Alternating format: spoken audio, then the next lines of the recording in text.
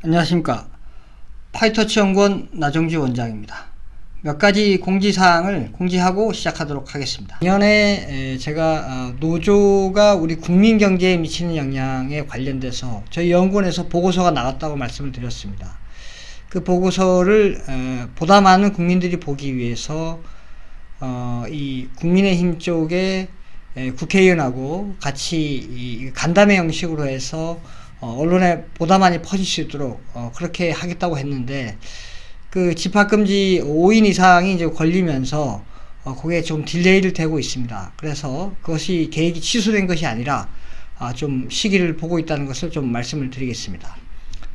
그 다음에 기본소득제가 우리 또 국민경제에 미친 영향에 대해서, 그것은 제가 직접 연구를 했는데 작년에 이 특정 언론사에 이걸 단독으로 줘갖고 여러분들한테 이것이 많이 알려질 수 있도록 했는데 조금 문제가 생겨서 이 국회의원하고 특히 무소속 유력 국회의원하고 이걸 같이 하기로 했습니다. 그래서 요거를 이제 올 2월달 경에 이 선거 전에 이 기본소득 이슈가 떠오를 것이기 때문에 그 국회의원하고 같이 선거 전에 한 2월경에 이것을 같이 간담회 형식으로 해서 또 언론에 배포할 예정에 있습니다.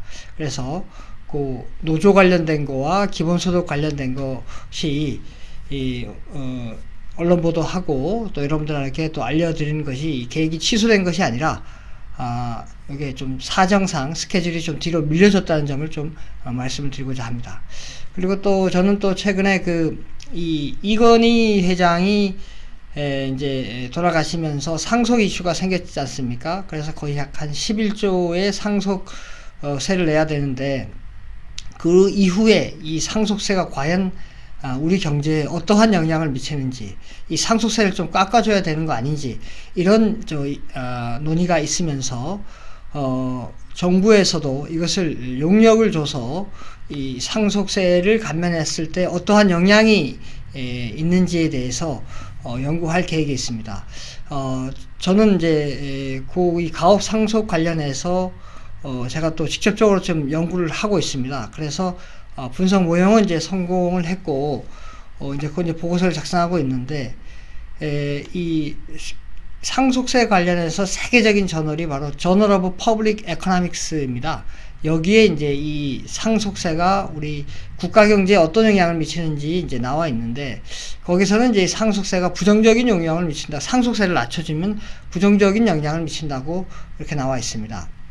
근데 거기서는 이제 큰 가정을 하나 뒀는데, 바로 내가 물려받은 그 유산을 가지고 내가 직장인이 될 것인가 사업가가 될 것인가, 이 선택의 문제를 함에 있어서 이 기업 사이즈를 중소기업, 중견기업, 대기업 이렇게 나누지 않고 그냥 하나의 기업으로 보고 그 다음에 직장인, 이 둘의 선택의 문제로 봤습니다.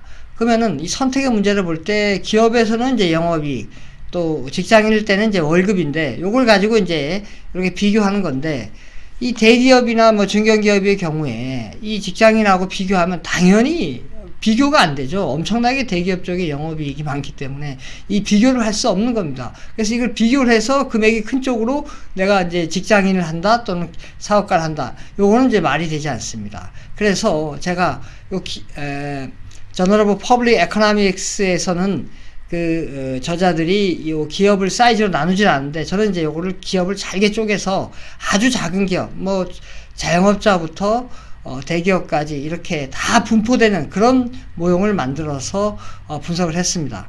그 결과 상속세 감면하는 것이 우리 국민 경제에 더 효과적이고, 그 다음에 또 이 소득 분배에서도 또 좋다는 그런 결과가 나왔습니다. 거기 세부적인 결과는 차후에 언론 보도와 동시에 여러분들에게 소개해 드리도록 하겠습니다. 자, 그럼 오늘 본격적인 주제를 말씀드리겠습니다. 오늘 본격적인 주제는 이 가사도우미에 관련된 법입니다.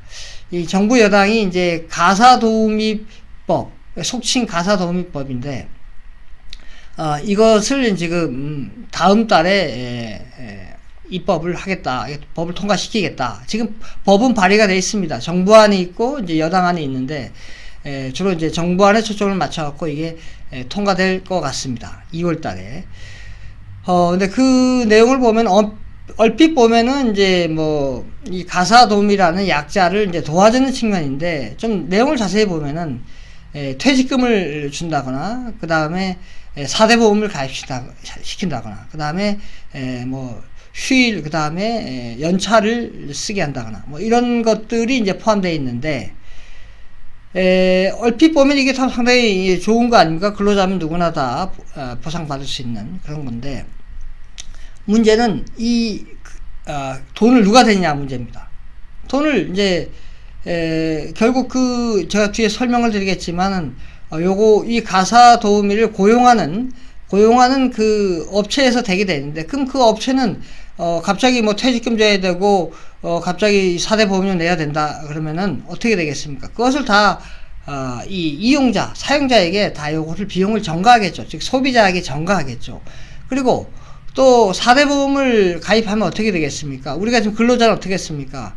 근로자 일부, 그 다음에 회사가 일부 되다 보니까 근로자한테서 월급에서 그것이 다 떼어가는 거죠. 이 4대 보험료로. 그러니까 실제 받는 월급은 줄어들게 돼 있습니다. 그러면 이제 가사도우미 입장에서는 실제 받는 내 월급이 갑자기 줄어들 수밖에 없는 그런 또 어처구니 없는 현상이 일어날 수밖에 없습니다. 그래서 이 관련해서 오늘 좀 소개해 드리도록 하겠습니다. 먼저 관련 기사부터 보겠습니다. 기사가 이제 한국경제에 올 1월 14일에 나온 것인데, 정부 및 여당 가사근로자법 2월 내 제정, 이런 이제 타이틀로 기사가 나왔습니다. 내용을 보면은 더불어민주당과 정부는 14일 내 삶을 바꾸는 2021년 한국판 뉴딜 추진 계획에 가사근로자법 제정을 포함했다. 민주당 관계자는 가사근로자법은 안전망 강화라는 사회적 뉴딜의 일환이라며 2월 임시국회 내 처리할 예정이라고 밝혔다. 자, 우리가 이제 뭐 한국판 뉴딜이라는 거 이제 문재인 대통령도 많이 얘기했죠. 거기에 또 이 사회적 뉴딜이라는 용어를 넣어서 이 가사근로자법을 통과시키려고 하고 있습니다.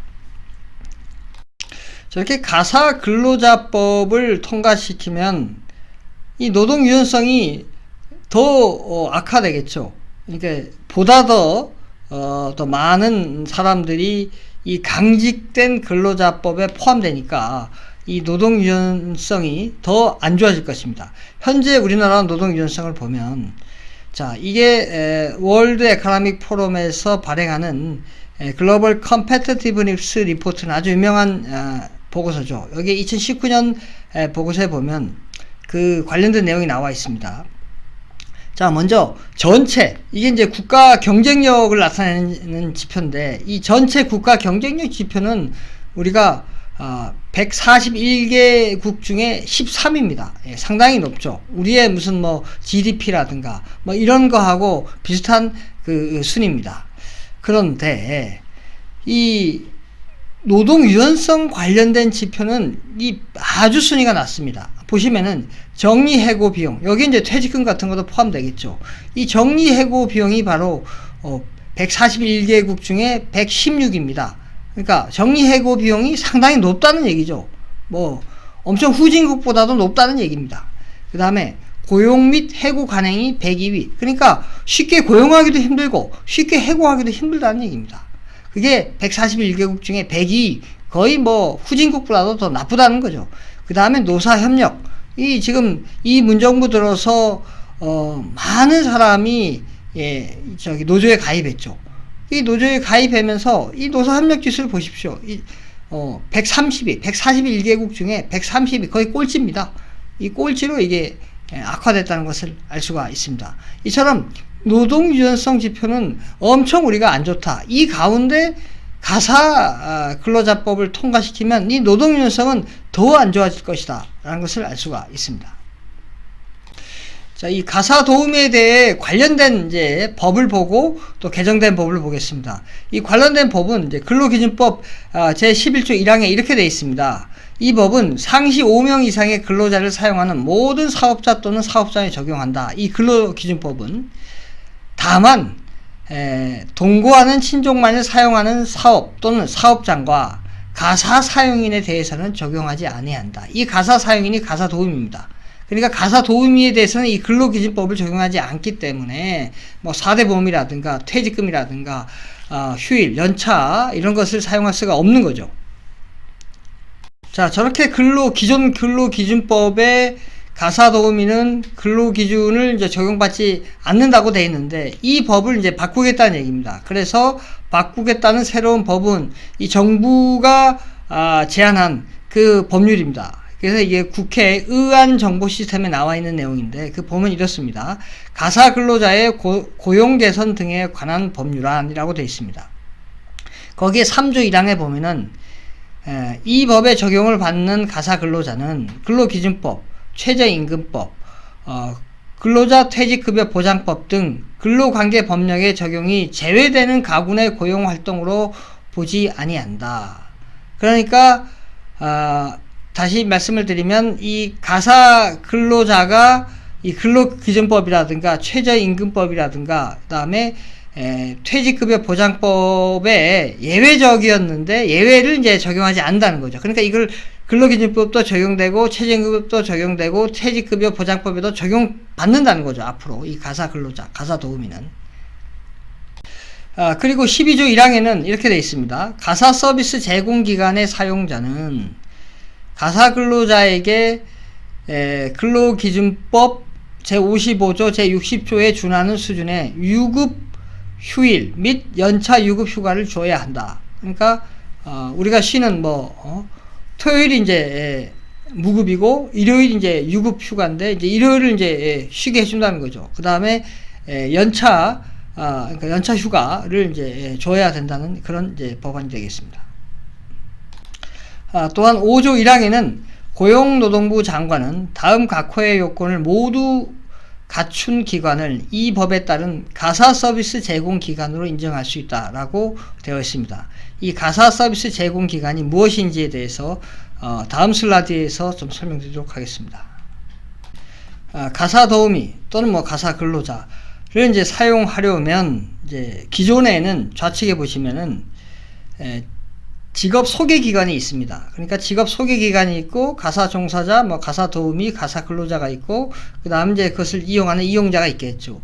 요 세 개의 주체들이 있는데 그래서 이제 직업 소개서는 이제 가사 도우미와 그 다음에 이용자의 중간에 나서서 서로 이제 알선을 해주는 거죠. 그 알선을 해주면은 이제 가사 도우미하고 이용자하고 소비자하고 직접적으로 이제 계약을 하는 그런 구조였습니다. 기존에는.